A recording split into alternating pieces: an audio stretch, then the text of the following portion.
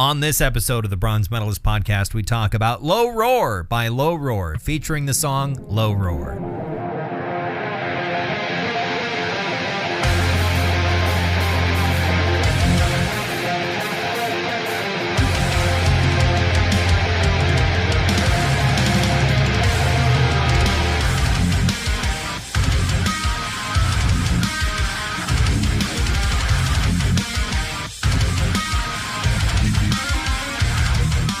Hi, everyone. Welcome to another episode of the Bronze Metalist podcast. I'm Kale. I'm OJ. We're two professional broadcasters, and we like metal, and we like to talk about it, but sometimes we like to talk about other stuff that we also like, which can include some morose indie rock on occasion. Okay, I found myself being in a bad mood because I was out of state for a bit here, and I'm driving back to you know what? I should really listen to the album. I'm sorry. That might pep me up.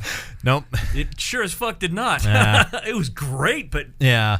It definitely is a... Do you want to put your phone on sleep just so your battery doesn't drain? All right. His phone was just sitting there just wide open. I don't know why it does. It does that a lot for some reason. I don't know.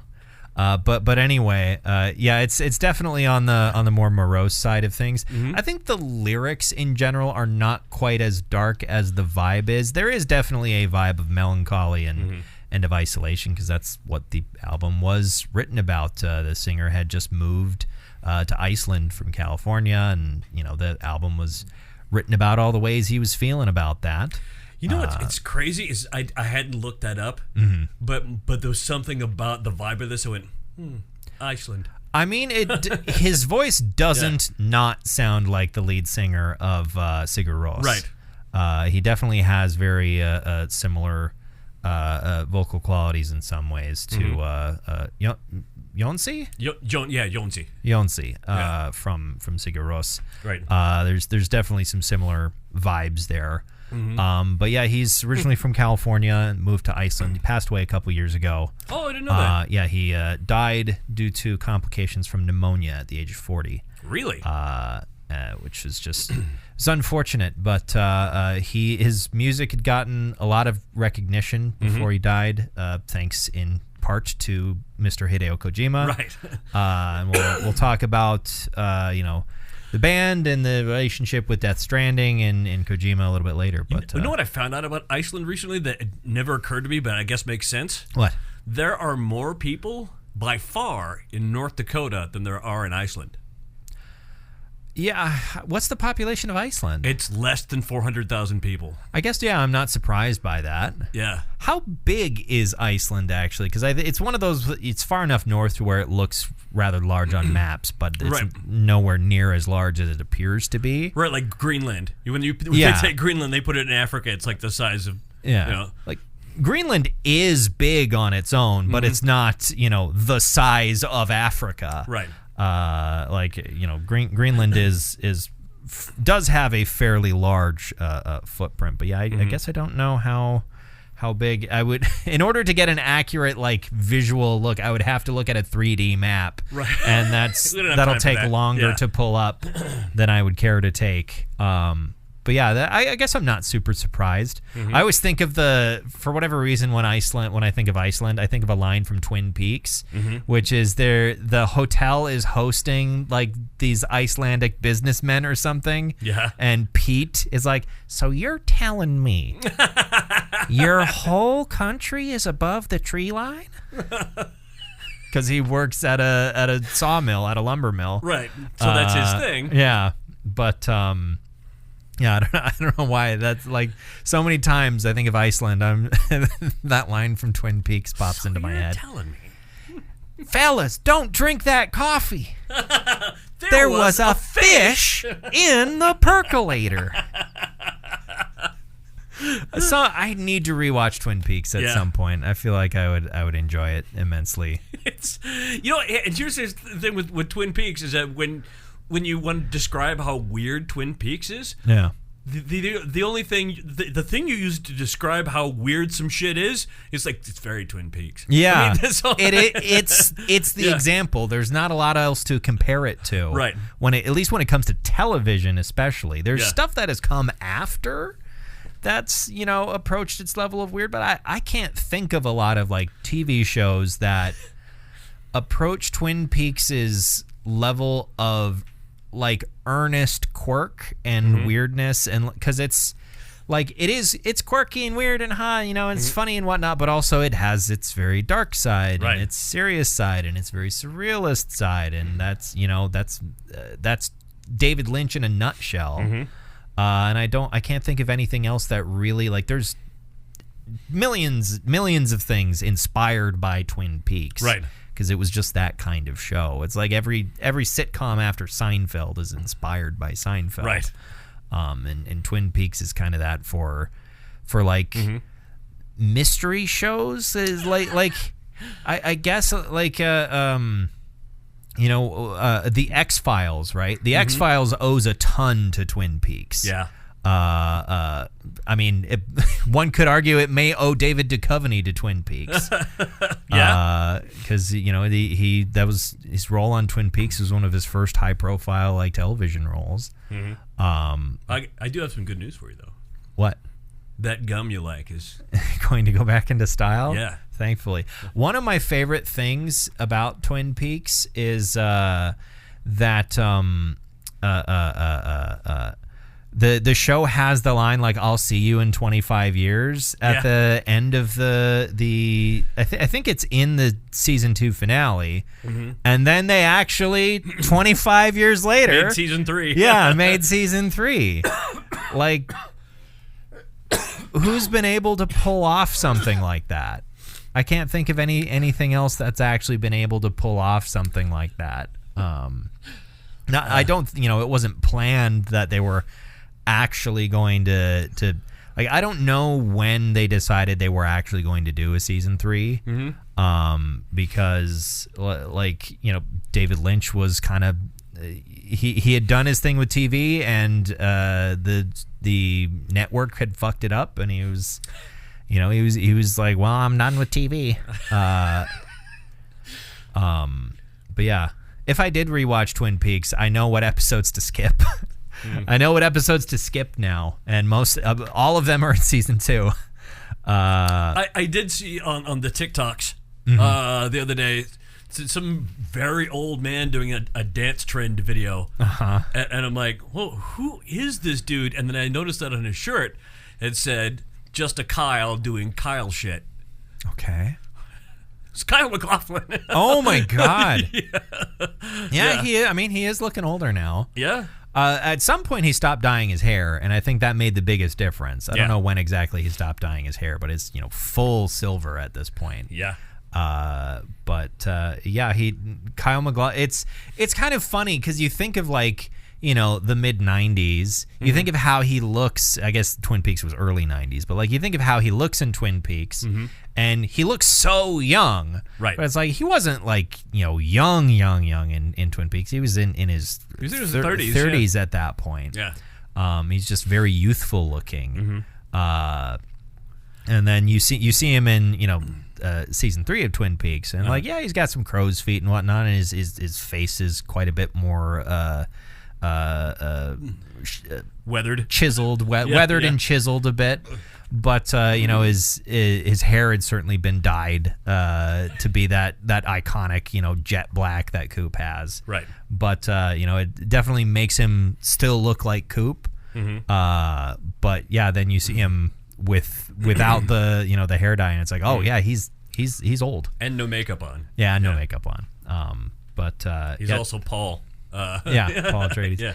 The Twin Peaks season 3 is a weird special beast because it's so long.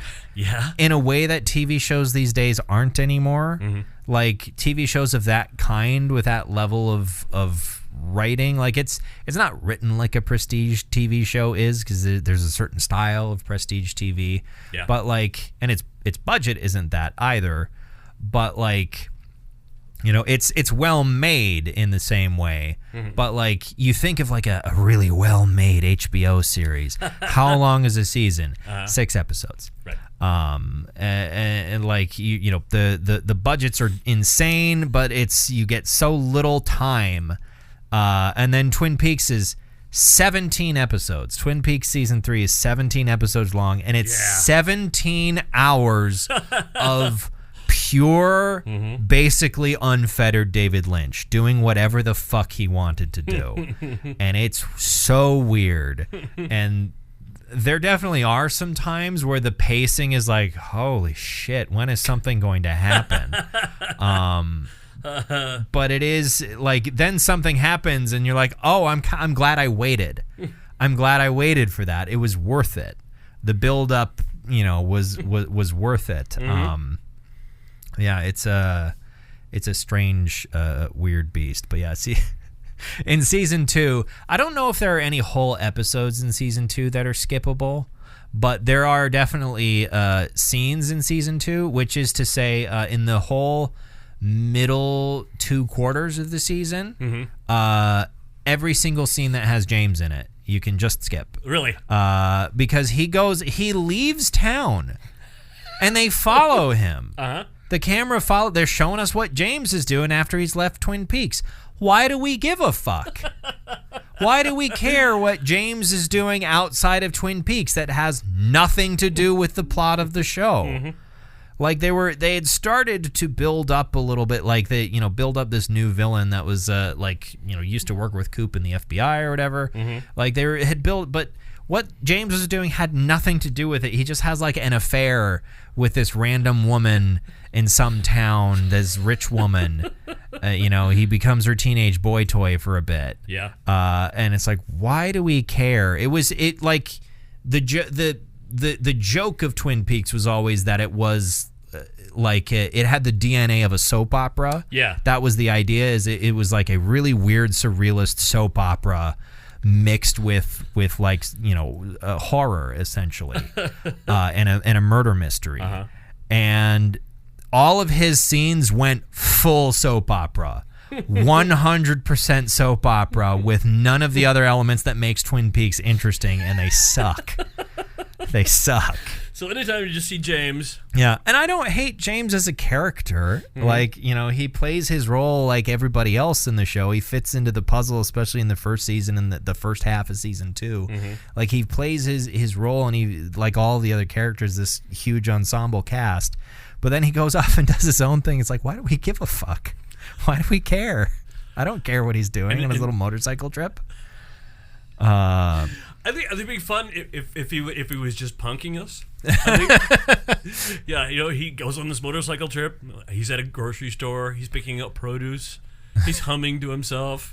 Well, it's like 20 minutes of it. It's fun. I mean, that sounds like something that would happen in season 3. Yeah. But then at the end, like something horrifying, like after episodes of build-up, something incredibly shocking would happen. His head would disappear in a he would start screaming and looking around, and his head would disappear in a flash or something. With no explanation. Yeah, that's like there's stuff like that does happen in season 3, where there will be, it's like, all right, and we got another scene with this guy. What's going on here? Where is this going? And everything comes together in the end. But there's a lot of, in every episode, almost every episode, it's like, okay, it's time to check back in. What's going on at the Bang Bang Bar? Okay. For some reason, Trent Reznor is performing tonight. Why not?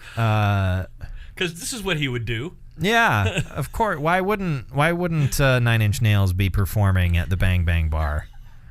Yeah, it's interesting. Part of their stadium tour. Yeah. I mean, I've said this many times before. I think it's episode 6 of season 3. Yeah. Is one of the most surreal pieces of media I've ever seen in my entire life.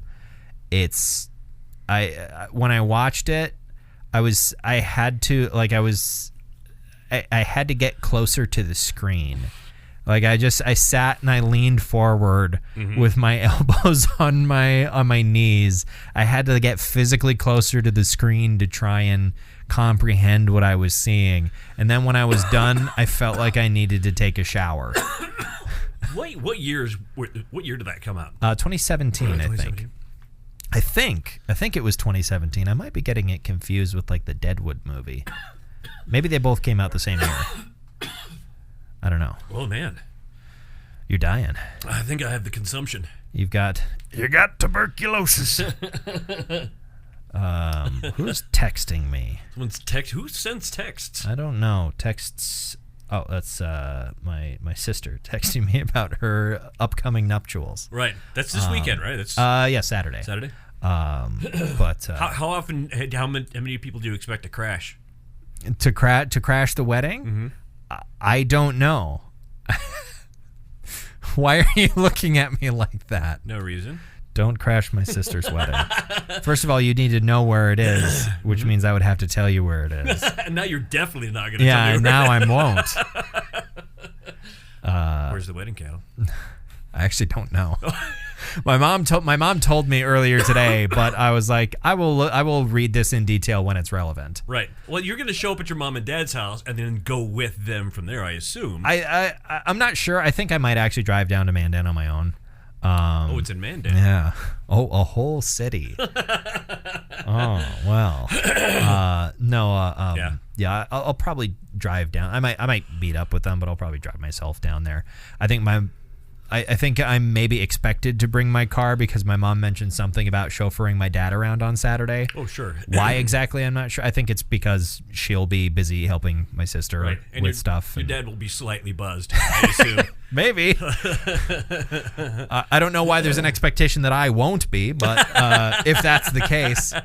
But no, so in any case, I think I was thinking about driving myself down anyway, just so on Sunday morning I could just leave and head straight home. Right.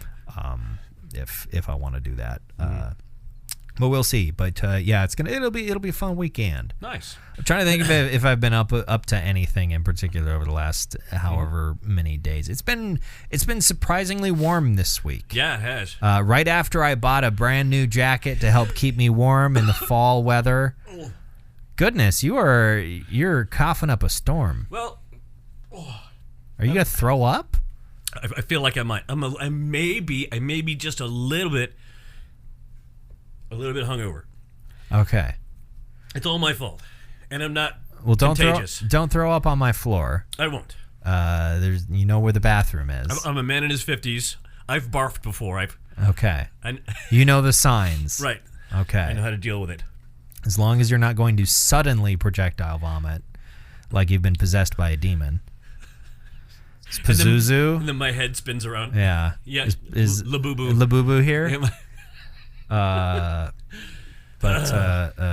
yeah, I haven't like done anything here recently. Yeah. I don't think I'm not playing any new video games. Mm-hmm. I'm still finishing up Death Stranding 2. Wow. Just like completing stuff. It's really just an excuse to just sit and listen to a podcast and just drive around and do random stuff. In the video game you're doing. In the video game. Oh, you play video games in your car? Yeah, That's I have. Not safe, Kale. No, it's fine. Don't worry about it. But yeah, I'm doing that. There is a big update that came out for Space Marine 2, so I've been revisiting that. Oh, I need to get that game. I don't think it's a very you game. You don't think so? I think it's much too intense. I don't think you would enjoy it. Okay. I mean, I've enjoyed every time I've played Doom. Sure, but also the last time, for the Dark Ages, you said it gave you motion sickness. I actually did barf. Yeah. I handed the controller to my son-in-law, and I excused myself, and I went, I mean, Space Marine 2 is third person, which I think generally is a bit less taxing for people who get motion sickness, but it is, the gameplay is very, very reactive. Oh, okay. Like you can play it on a low enough difficulty to where you won't struggle with it too much, but it's imagine the gameplay loop of like God of War Ragnarok. Okay. And add about 10 times more enemies on the screen at once. Oh. Holy night. Yeah, like it's the similar gameplay loop of melee and parrying and dodging, and you can you parry certain attacks, you dodge some other attacks. You have to tell the difference between the two of them, and also Is there a 400 riposte? bugs are trying to kill you at the Sure. same time. So it is. It's very intense, and it's still probably going to be full price. So sure. I would say you would want to look up gameplay before you doing play it. anything. The other thing that I know you would not enjoy is the campaign is short because all the other content is multiplayer. Oh yeah, You can't you can play the like PvE stuff solo with bots. The bots fucking suck. And it's infinitely harder when you are truly by yourself. It is meant to be played cooperatively. Like the PvE stuff, you are meant to play it with two other human beings. Gotcha. And that's where the vast majority of the playtime is going to come from. The campaign is like 8 hours long. Like it's a classic shooter campaign. It's not, a big sprawling story. It's like like your old school Halo or Call of Duty or something. Here's a cool cinematic 8-hour campaign that's really, tightly sculpted thing, and then now go have fun with multiplayer and keep playing that for several months, which is what I have done. I think Medal of Honor also made me vomit. Yeah, so I feel like you would. It does not feel like your kind of game. Okay, note taken. But look at some gameplay and figure it out for yourself. I won't do it tonight.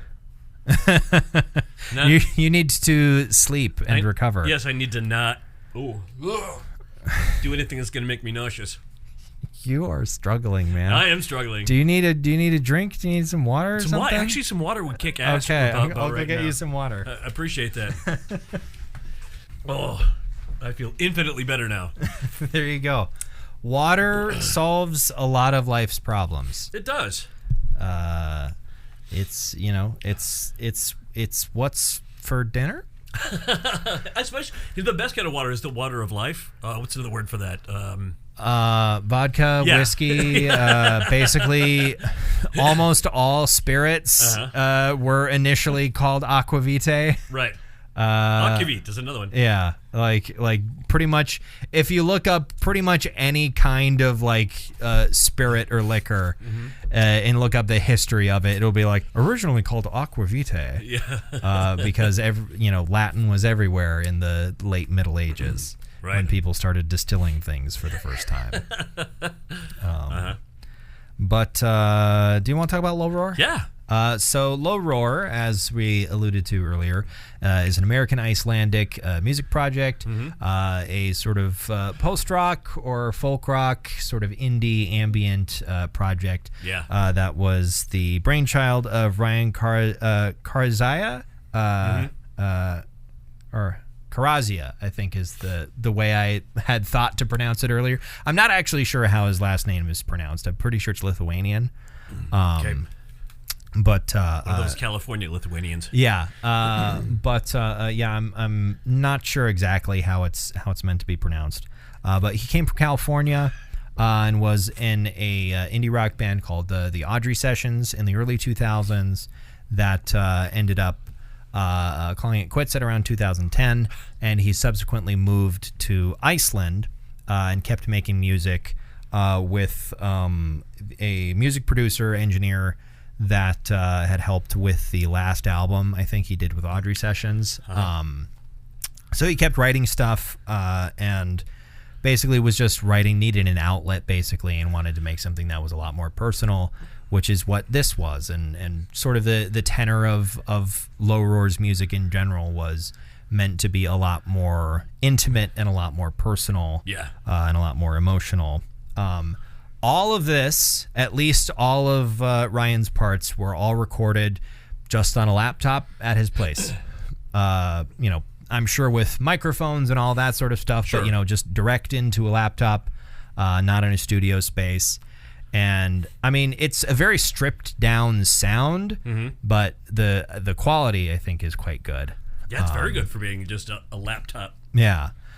It has a certain, maybe it's just because we're getting into that time of year, and these albums came out in a similar time frame, and both in Nordic countries. But there's something something about it that reminds me a bit of a much more melancholic, like Tallest Man on Earth. Sure. A little bit of those vibes. I can hear that. Like when we listened to Wild Hunt last year at around this time, it sort of reminded me a little bit of that. But this album came out, and people, it didn't get a ton of attention. People who did talk about it generally praised, some the emotional depth to it, but it didn't really get a lot of attention or a lot of traction.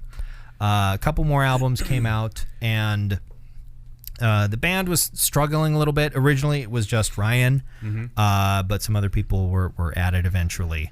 But they're struggling a little bit. And then on a trip on vacation, I think maybe he might have been location scouting for like environmental design. Yeah. Because if you look at the environment, especially of the first Death Stranding, everything looks like Iceland. You're supposed to be in the United States. Everything except for the big, huge mountains, which like Iceland does have mountainous terrain, but it's the mountains are volcanoes, and they're not particularly tall or rugged. It doesn't look, like the Tetons or whatever. But like, especially the first area of the map in the first game is very Iceland. There are very few trees, all that sort of thing. Because it's above the tree line. Yeah, your whole country's above. But anyway, I presume that's why he was in Iceland. But he went into a CD shop and found Low Roar's music and was like, this is absolutely perfect for the vibe of the game that I'm trying to make. And so he contacted the band and, set to licensing their music and used it in the very first trailer for the game. That first trailer that had everyone go, what? What did I just see? Why is Norman Reedus naked? Why is he on a beach? Why are there whales? Why is everything covered in tar? Why is there a baby? Low Roar was used in that initial trailer, which got some attention to them of like, well, what's this music? Right. And then the first song off of their album that came out in 2017, because I forgot that first trailer for Death Stranding came out in 2016. Wow. Came out 3 years before the game did. Yeah. But so in 2017, they had an album come out, which the name has momentarily escaped me, but I will find it here soon. Once in a Long, Long While. And so the song Don't Be So Serious was used basically as like the title track for the game's soundtrack.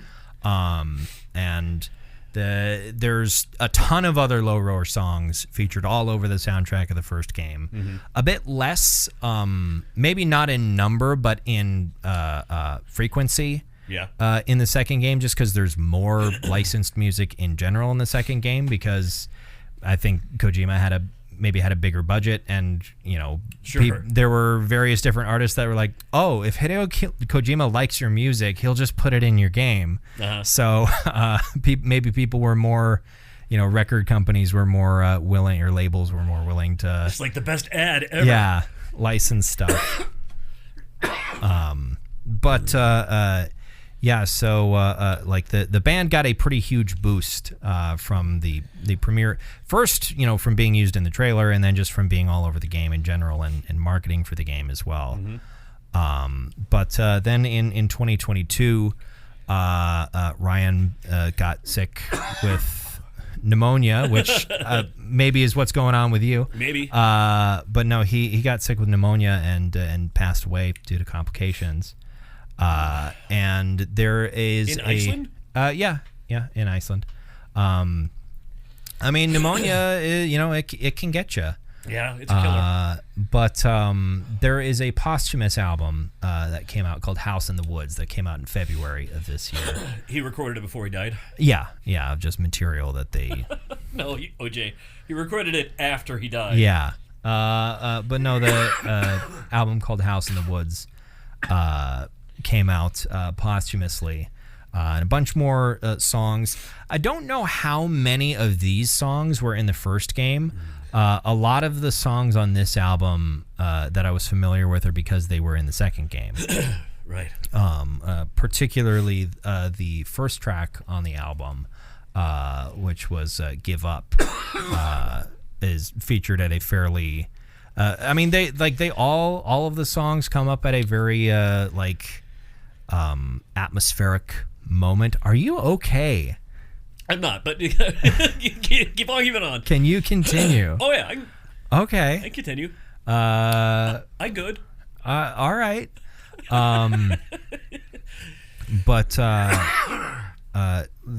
Give Up pops up in a very sort of thematic spot.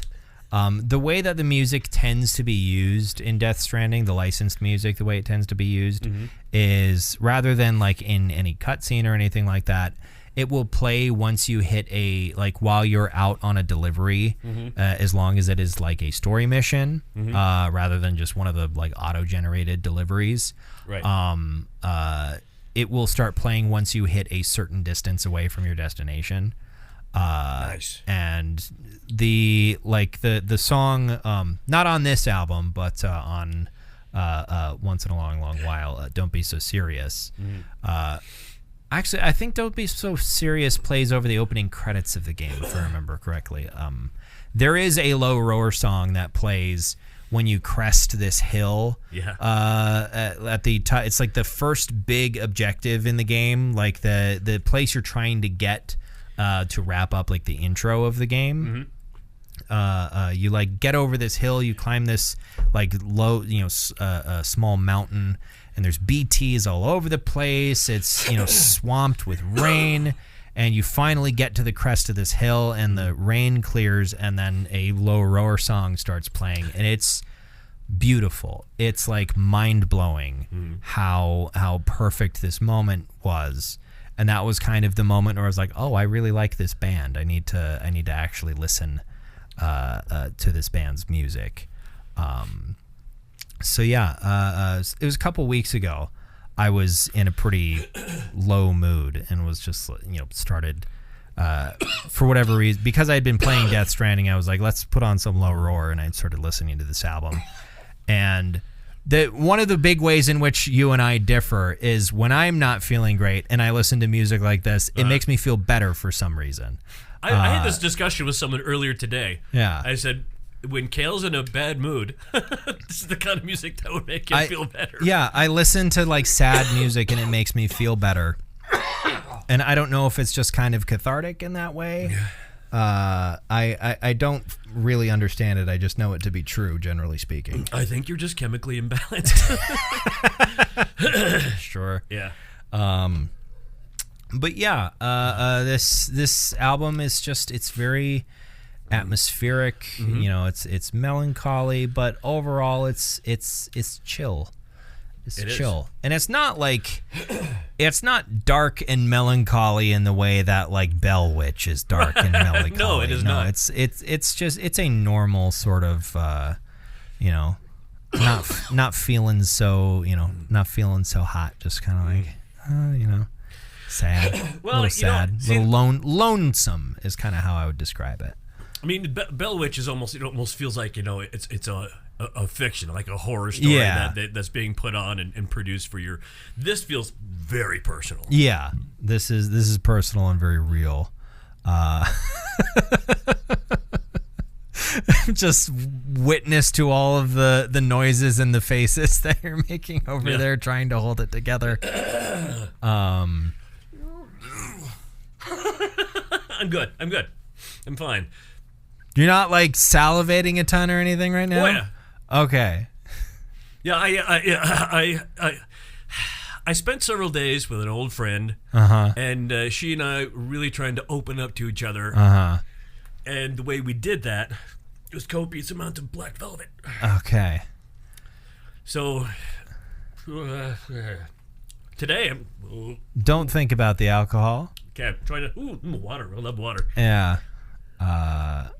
Tasty water. God Damn, dude. Yeah. All right. Well, we should I think get on with this before you throw up on my floor. So this album slap? Yeah, sure. Sure. I feel like I could say anything and you'd be like, yeah, sure, whatever. Okay, Whatever. Don't worry about it. Yeah, I'm fine. Don't worry about it. Yeah. So would you say the sky is yellow, OJ? Oh, yeah, okay. It's fine, yeah. All day long. Would you say that I should have all of your earthly possessions? Take them.